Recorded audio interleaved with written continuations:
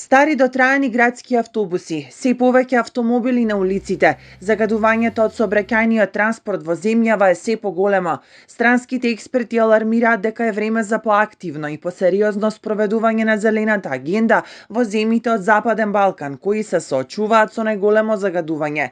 Првенствено мора да се зголеми употребата на енергетиката, железничкиот транспорт, електричните возила, велосипедите и тротинетите. Кога зборуваме за градовите, знаеме дека нашите градови се едни од најзагадените во Европа. И кога знаеме дека транспортниот сектор е еден од најголемите загадувачи или барем најголемите допринесувачи до загадувањето, така да бараме решенија кои што ќе носат нула емисии.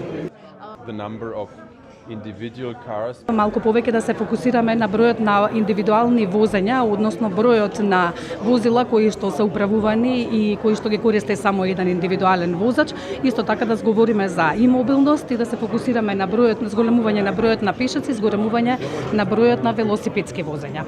Мислиме дека повеќе треба и користењето повеќе на коридорот 8. Зборуваме малку повеќе за поголемо користење на железничкиот превоз и на железничкиот транспорт кога станува збор како за превоз на патници, така и за превоз на добра и на стоки. Од научната фела пак сугерираат дека државата истовремено треба да се посвети на поправање на патната инфраструктура, која е во очајна состојба.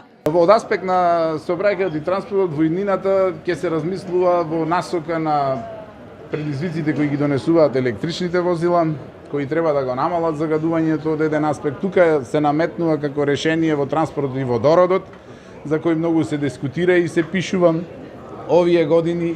Исто така интегрално, паралелно со инфраструктурата, треба да се решаваат и прашањата во транспортот.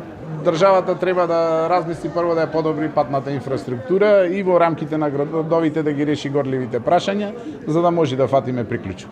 Инаку Македонија, заедно со останатите земји од Западен Балкан, има долгорочен проблем со загадувањето на водите, воздухот и почвите. Загадениот воздух годишно убива се повеќе човечки животи.